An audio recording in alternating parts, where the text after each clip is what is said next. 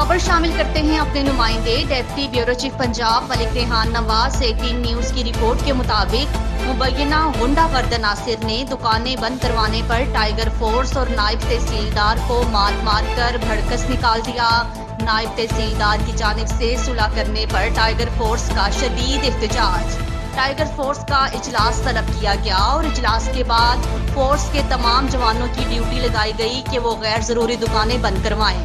نائب تحصیلدار رائے علی عمران اور tiger force جب دکانیں بند کروانے آئے تو وہاں پر موجود چودھری اعجاز چودھری، فیصل جاوید ارائیں، عمر جاوید ارائیں اور دیگر افراد نے نائب تحصیلدار رائے علی عمران اور ٹائیگر فورس پر تشدد شروع کر دیا۔